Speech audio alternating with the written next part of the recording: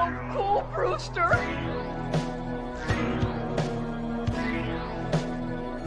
We all go a little mad sometimes.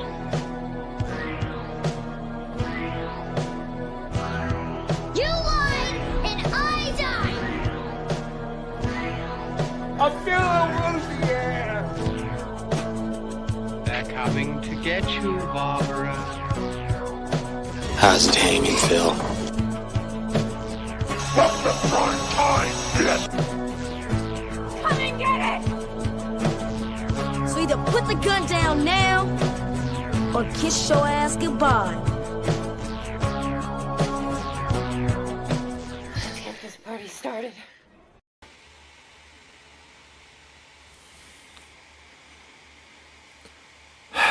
So yeah, that episode happened.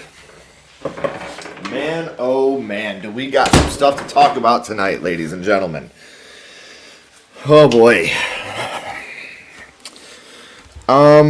Let's catch up on the chat first. Hey, what is up? Not even gonna attempt it. Vajra, I'm sorry. I'm not gonna disrespect you by messing that up, but hello. What's up, Stewie? What's up, Adrian? What's up, Ashton? Terrell is here. What's up, Anthony? Oh, yeah. Good luck with graduation, man. That's awesome. What's up, Kenzie? Ashley is working tonight. Ashley will not be joining us tonight. She had to work. Yeah. Sure was. What is up? Kenzie already said that. What's up, Cam? What is up, Christopher? So, yeah. Oh, man. We got some stuff to talk about because while this was easily my least favorite episode of the season so far, the acting was so damn good in this episode. I think that's one of the reasons I'm so pissed at this episode because, man, it was just so, like, the acting in it is so good. Like, that's when it gets frustrating. When you watch a show like this and the acting is phenomenal, it makes you even more angry. Yes, absolutely it does. Work and family always first. Me too. Easily my least favorite episode so far. But like I said, here in a second, I'm going to let some more people funnel in, and then we're going to start at the top of the episode and work our way forward on it. But, I'm just irritated because this had two of, I think, the best scenes acting-wise of the whole season. And so to have those scenes that were so well acted and for it not to... why couldn't those scenes be in a better episode? I guess is what I'm trying to say. Because those scenes were so good. So well done. I agree. Kenzie, I totally agree. What is up, Brandon? Nice to see you, brother. I had really high hopes for this episode after the preview last week of, what was to come. Like, I was really excited for that. So for it to turn into this was such a huge disappointment. But let's start at the top, guys. We start in Juniper Hills in 1935, and we see that there's this nurse named Ingrid, who we all know, and Mabel, a young girl, and they see a red balloon down in the basement, and Pennywise grabs the balloon, and that's it. That's where that ends. I don't know. Like, the way I was explaining it to my daughter, because Chloe watches it with us. So, for those that don't know Sledgehammer Horror, Chloe is my middle daughter. Kenley is my youngest. Kenley will tune in a little bit, but she's not 100% into horror. What is up, Gory? Same thing with Chloe. Chloe loves It. Like, she loves the story of It. So she watches with us, and I had to explain to her, like, this is more of like an exposition episode. This is where they're just doing a lot of explaining of things that are going to be coming up without really doing much here. She wasn't a fan of that either. But Leroy and Will get into a fight, and Leroy ends up hitting Will in the face after Will says, yeah, but I would never let my friends die. It was a little too far for Leroy. And, you should never hit your kids, obviously. Never, ever, ever hit your kids. There's a difference between discipline and abuse, and hitting a kid in the face under any circumstance is 100% abuse, in my opinion. And obviously this causes a rift between those two, and a rift between Leroy and his wife Charlotte as well. So, oh man, you gotta watch those, Terrell. Dick Hallorann is not a major character in either one of those movies. He's a lot bigger character in the book of The Shining, but he's not a major character. But both The Shining and Dr. Sleep are masterpieces. Dr. Sleep is actually better in my opinion. Sorry guys, I don't drink a lot of pop anymore, but I'm trying to stay caffeinated for tonight. They had the perfect use of the song Running Scared by Roy Orbison in this episode. I'm a big Roy Orbison fan. Always have been. I've always been a big fan of that style of music. And so to hear that, I thought was really cool. See, and here's the thing, Kenzie, I'm not in love with this series so far. I think what this series is to me as of right now is a lot of amazing moments that are in between a lot of bullshit that's not that good. There was some good practical work in this episode, I can say that, but I see where you're coming from. I love the idea of what they're doing in this series is more than I love the series itself, if that makes any sense. As a horror fan, as a Stephen King fan, as someone that's loved it since I was a very little kid, the nostalgia of it alone is worth the price of admission for me. But overall, I see where you're coming from. Doing good. Thank you for joining us, King Matthew. Like I said, there are a lot of great scenes and a lot of great things happening. But overall, it's not a great show. I can agree with that. So we have the whole town obviously is looking for Hank at this moment. Hank Grogan is out on the loose. What is up, Sean? How you doing, brother? They have the shard, and they're talking about going back down to kill it. But this is where Ronnie and Lily get in a fight. And, Lily's like, I wish I'd never gone to your house that night. You didn't survive it. You were up in the projection booth. You didn't see what I see. And then Ronnie's like, I wish they would have never let you out of Juniper Hills. Like, you're fucking crazy. Probably the best acted scene from the kids we've had so far, this whole sequence. It was very believable. I thought this whole sequence was extremely believable on all the kids' parts. Like I said, the acting of this episode is the strongest point of this episode. There's another thing we're going to talk about here in a little bit that I thought was, blew me away with its acting. Hallorann goes back to the barracks. He's obviously not okay at this point after everything that he's seen. But the guys say, hey, we got something we got to talk to you about. This is when we cut, and we go back to Will and Ronnie walking down the street, and they almost kiss, but Charlotte catches them. That part was pretty funny to me. She's like, William and Dubois Hanlon, you get in this car. And Ronnie was like, Dubois? He's like, don't ask. I thought that was pretty funny. I love the connection with Will and Ronnie. And again, we're going to talk about Richie and Marge too, because I have a theory about that. But I love the connection between the kids that we're getting. I think it's really cool how they're doing that. What is up, Sean?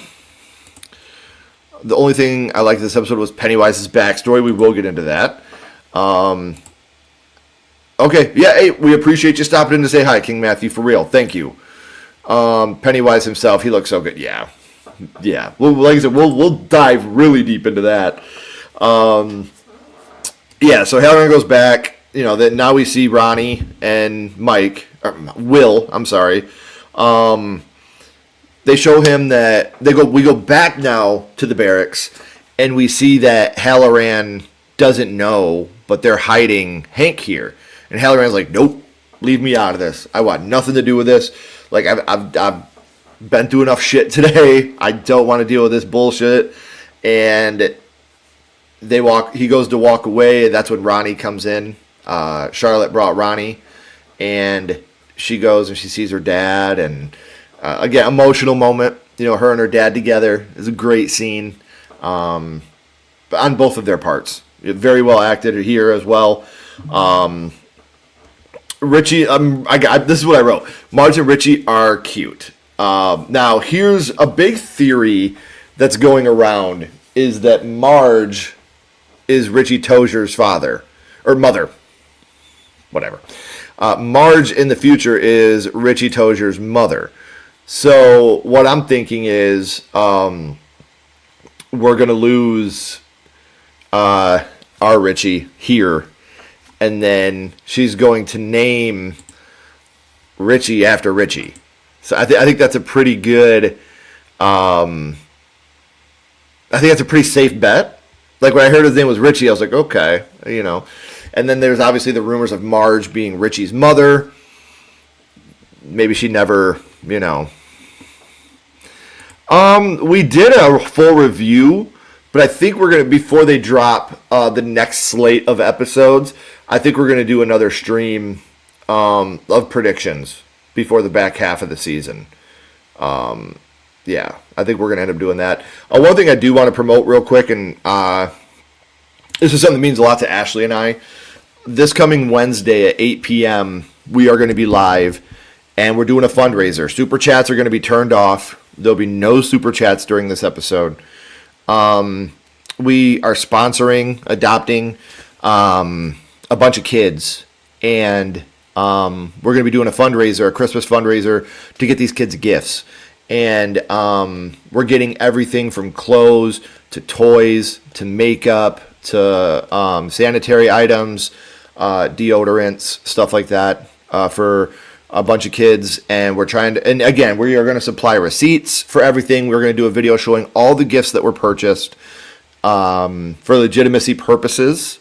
100% of those proceeds of Wednesday's event are going to go to the kids. Sledgehammer Horror is not keeping any of the money. And a couple of our friends are in on it with us. We've already started raising funds here in our town. We want to give these kids the best Christmas they can have. We don't want to do it through YouTube. Obviously, we're going to do the stream through YouTube, but we don't want people to donate through YouTube because, we'll break the fourth wall here. YouTube, when you get super chats, YouTube takes like 40% of that. So we don't want any of this money going to YouTube. We don't want any of it going to the pockets of Sledgehammer Horror. 100% of the money we raise is going to gifts for these children.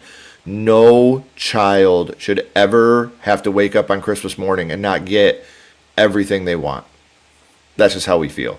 And if we have some type of voice that we can reach an audience, we should use that for positive. We never ask for money. We never ask for super chats. We never make you guys super chat. We always answer every single comment.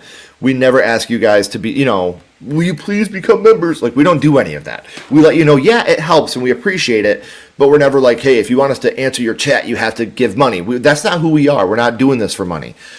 But this is a thing where I think we should try to raise money to try to help children. So on Wednesday, if you guys can make it, that would be awesome. Like I said, 100% of the money is going to go to kids. We're going to have our PayPal, all those things are going to be listed, so you can donate straight without any money being taken off the top. So, yeah. I know you guys aren't here for that right now, but I wanted to promote that. Thank you, Kenzie. That means so much. Thank you. Yeah, so I just wanted to throw that in there. So if you guys can make it Wednesday, it would mean a lot. So, okay, we know that I think Marge is going to name her son Richie after this Richie. Halloran isn't doing well. He's seeing dead soldiers, drinking heavily. It really has a hold of him, and he explains the box to Leroy. So, obviously, as fans of Dr. Sleep and The Shining, Terrell, I know you're not at that, but you'll get there. The box, what that is all of the scary things that he's seen from the time he was young to now with The Shining. if there was something really scary, he would lock it away in a box and put a lock on it so it can never get out again. And now all the stuff that he's ever been scared of is out of that box. And Leroy is talking to him, and he's like, "You gotta push through, man. You're a part of the United States military, and it's your job, and we got to do what's right." And Halloran's like, "Fuck that. You want to go with Shaw, and he's got dirty boots, you fucking bootlicker." And this whole part, man, I put Chris Chalk, Halloran, is so fucking good. And he is. Like, this moment, this whole scene with him and Leroy is so damn heavy, and it's so good. This is probably and I think that's why I'm so angry about this episode, because the episode is so bad, but damn, this moment with Leroy and Halloran is so good. Like, this is probably my favorite scene of the whole show so far that wasn't horror related. What's up, Jerry? Thanks for stopping in, my friend. Yeah, this was probably my absolute favorite episode that we've had so far. I'm trying to think of the best way to segue this.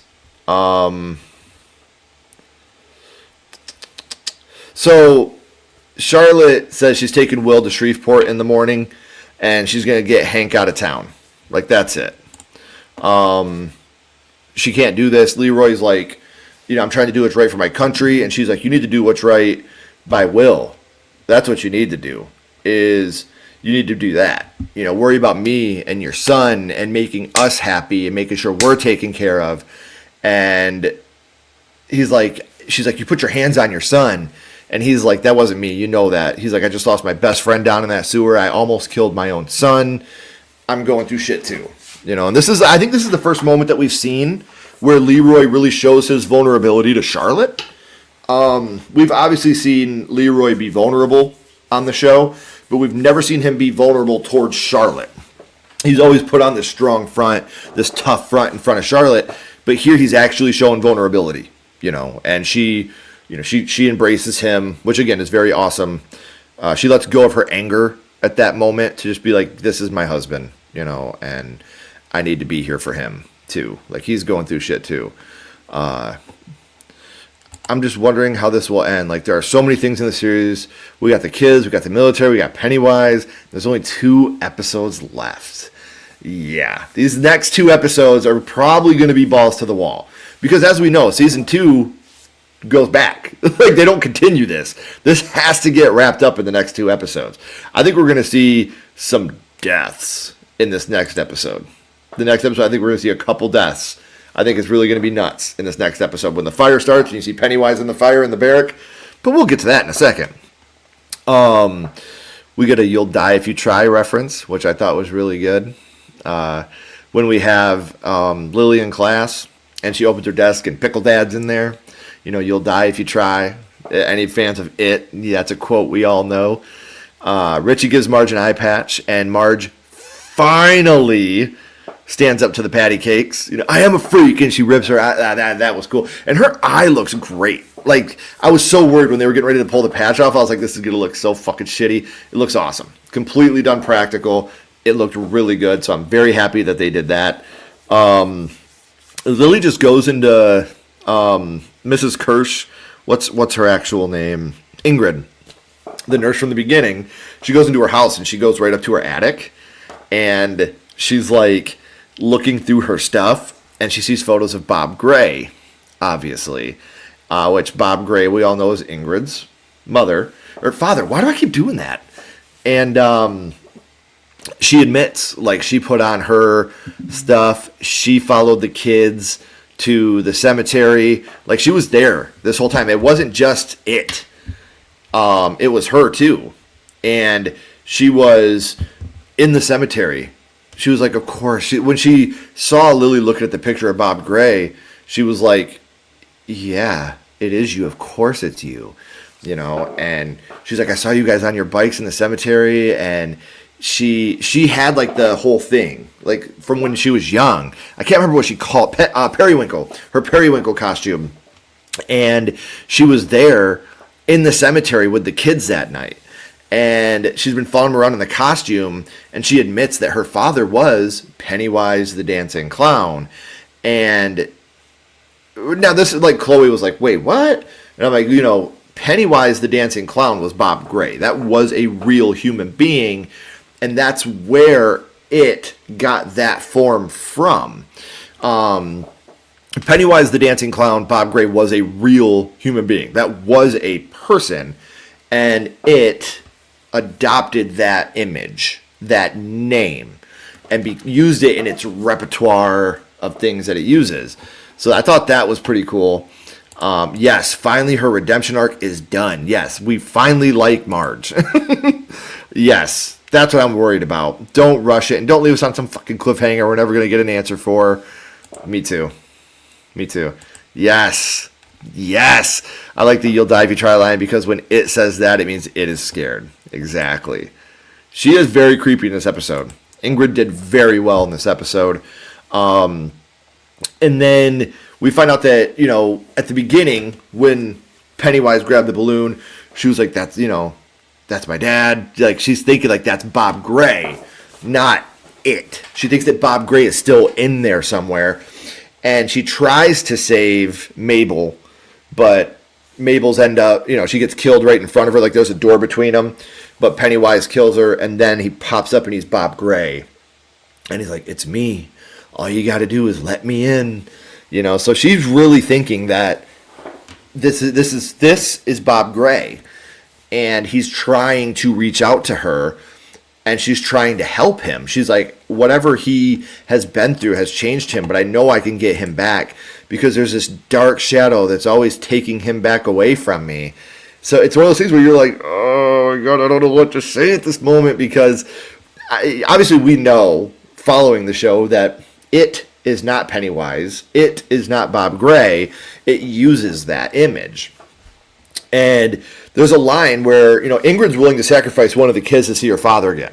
Like, that's what, Lily's like, please don't hurt me. She's like, I would never let anything hurt you. And she's like, or my friends. And this is where Ingrid's like, wouldn't you, if you had the chance to see your father again, wouldn't you do whatever it took?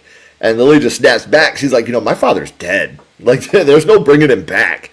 And she's of that sound mind, where I don't think Ingrid is actually at that sound mind point quite yet. She's still upset, and still, because she's seeing it, which I get. She's literally seeing the image of her dad.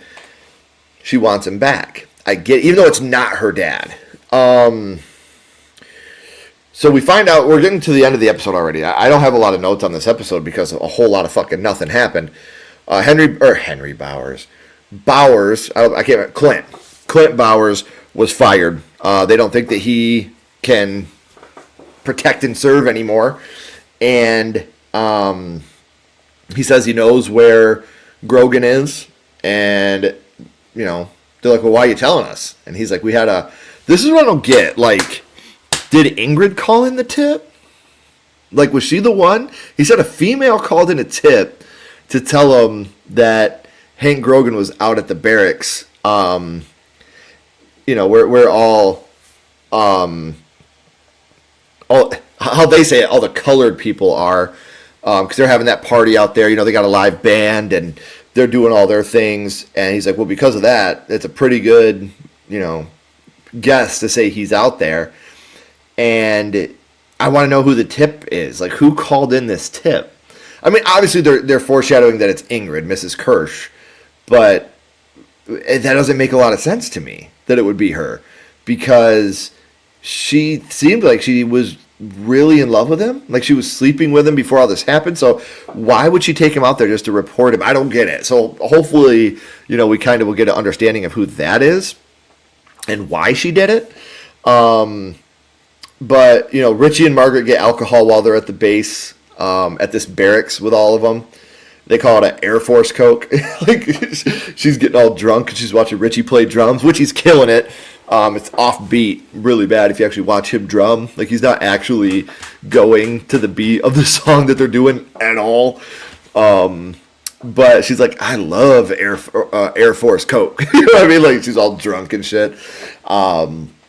Which is weird because they're serving a bunch of kids. But there's another really, really good moment between Hank, Ronnie, and Will here where, Hank's like, you care about my daughter, and if something does happen to me, I'm glad that someone of your character is going to be looking out for her, which was, that's a great moment. And, this is where Will's like, nothing's going to happen to either one of you, not on my watch. And I'm like, damn, Will, let him know. Let him know what's up. What if Bob Gray is still in Pennywise? See, and I've thought that, but then how could it, 2017, 2019, how could it still be Pennywise is what you know what I mean? What's up, Adrian? Can't get out and he's stuck. Sure, but if that's the case, like, I don't know. I hope we get an answer to it. What's up, Adrian? That scene played weird, like it was a dream or something to me. Which one, Terrell? The one of them talking, or the one of her being drunk? I literally wrote at the end, fuck this ending. I don't know if that's it, but I hate the ending of this episode. The club scene. Okay. Yeah, I think it's supposed to, because everybody's drunk. So I think, like, obviously whenever you see the kids, like, they're drinking, so they got that wobble going on. Everybody there is supposed to be drunk. So then you have them outside, and you see all these cars pull up. And they're like, yo, you want to kill the lights on your cars? And all of the people in the they get out and they have masks on. And that's where the episode ends. So next week, we're obviously going to see the firebombing of the club, the barracks, whatever you want to call it. And I don't know, man. Like, I get that racism was a huge part of the book. I get that. But, man, like, not every single fucking episode has to be so into that. And I get it. Like, this part doesn't have to be all about the racism. It's because in their mind, they're hiding Hank Grogan, who they believe is a child killer.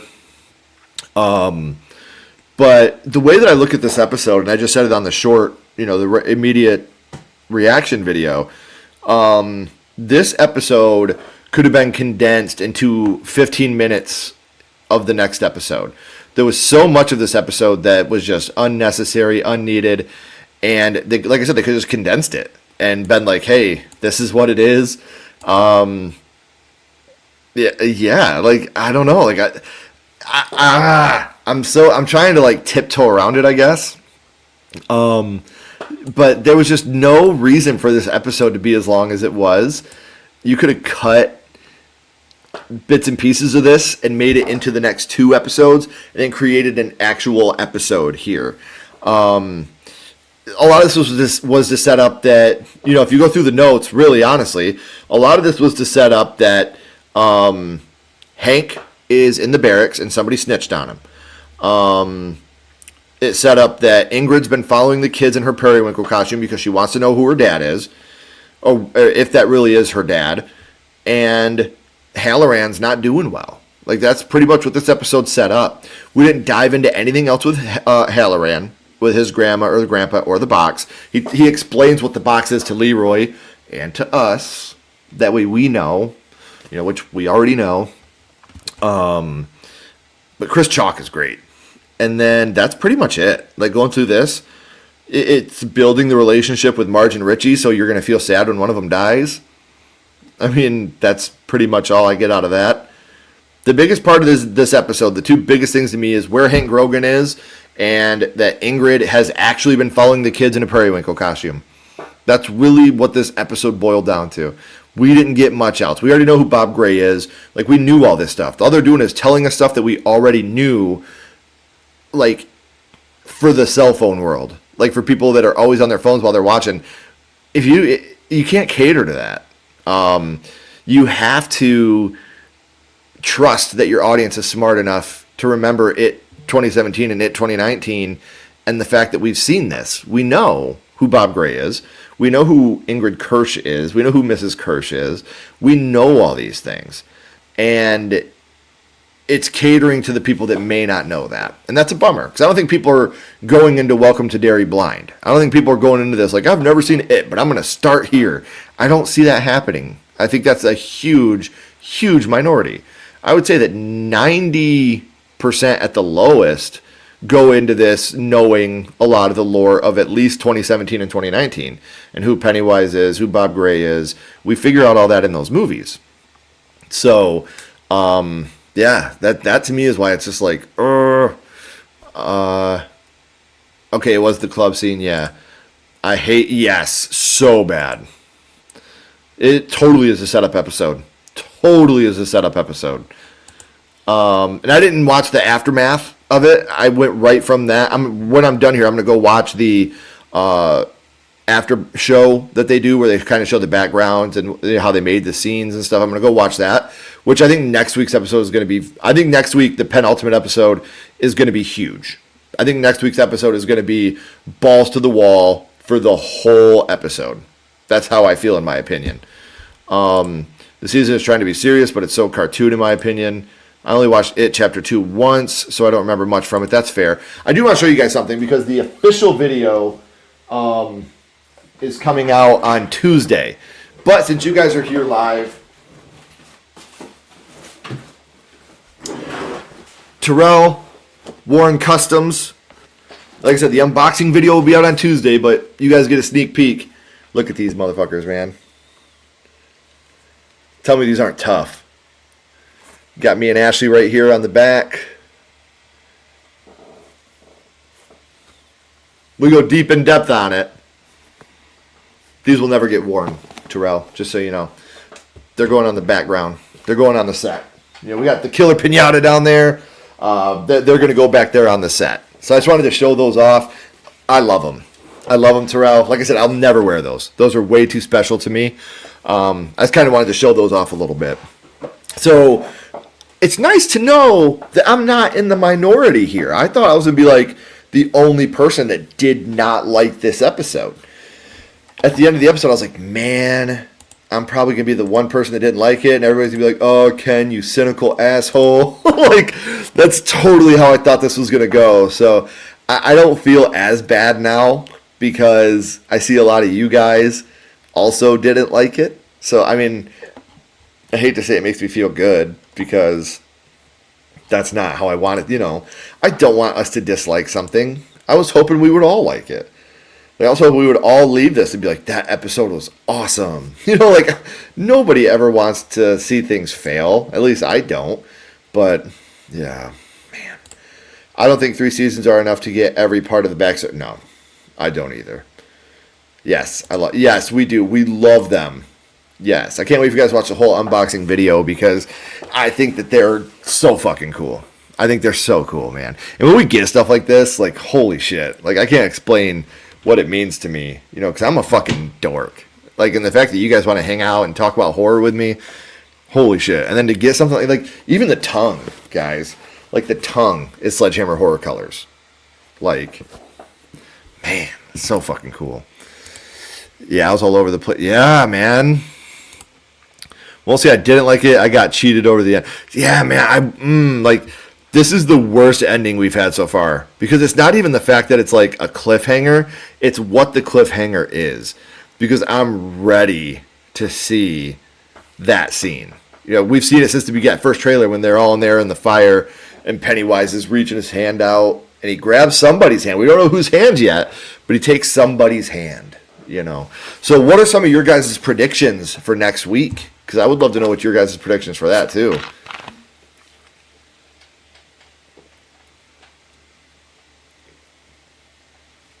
And tomorrow,